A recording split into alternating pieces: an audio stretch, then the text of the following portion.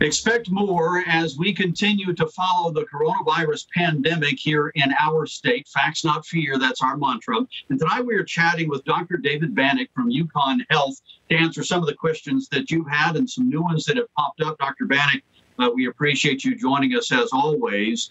And I guess I want to begin here. It's kind of a basic question going back to the beginning, but because we are learning more about this pandemic and our knowledge is evolving all the time. So I want to ask you, what is the current thinking on the survival rate of COVID-19 and how long it takes to recover if you get it?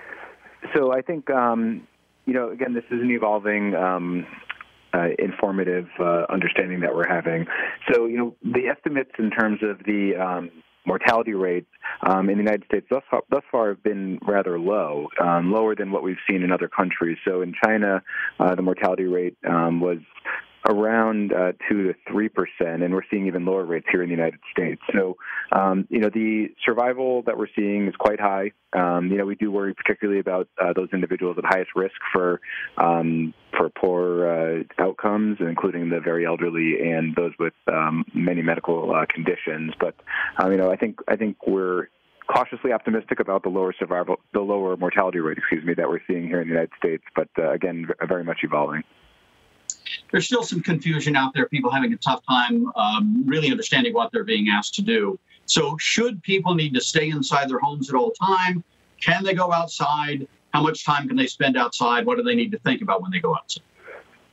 So I think really the message is not just necessarily staying indoors, but avoiding contact with others. So really trying to avoid certainly large groups, but even as much contact with others as possible. So going outdoors wouldn't necessarily be a negative thing. In fact, in a lot of ways, it would be a very good thing to be doing at this point. But really keeping that social distance, whether you're indoors or outdoors, is the most important priority at this point.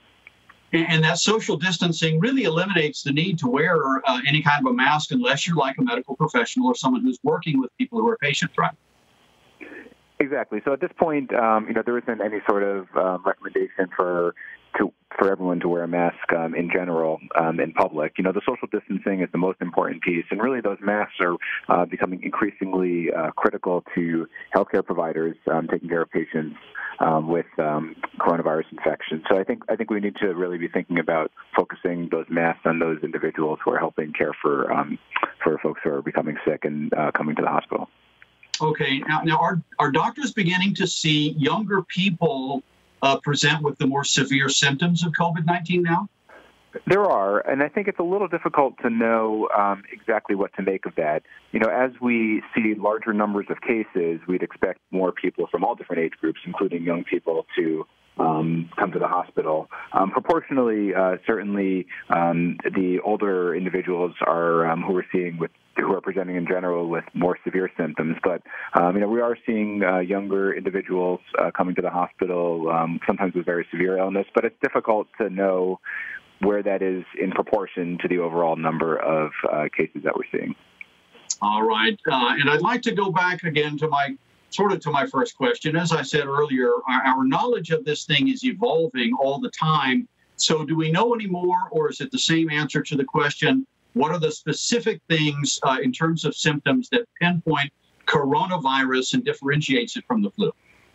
So I think, what we are learning is that it can be difficult to differentiate between the two different scenarios. I think what I can say is that from a broad epidemiology perspective, each week we see fewer and fewer influenza cases, though we are still seeing them in the community. So I think we're seeing a gradual decline in flu cases overall and a rising proportion of individuals coming in with COVID-19 coronavirus infection. So, I think in terms of epidemiology, that's what we're seeing. And in terms of symptoms, again, the most common, as we've discussed, fever, coughing, shortness of breath. Those are still the most common symptoms that we're seeing in our patients who come in with coronavirus infection. But I think it's becoming increasingly a little bit more challenged to differentiate flu from coronavirus infection. And at this point, based on the rise of coronavirus infection and the decline in flu, I think we're often now shifting our focus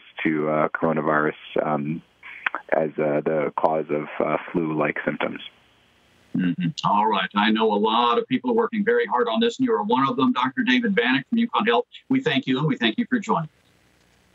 And speaking of UConn Health, tonight in Farmington, UConn Health, COVID-19's sampling site opened.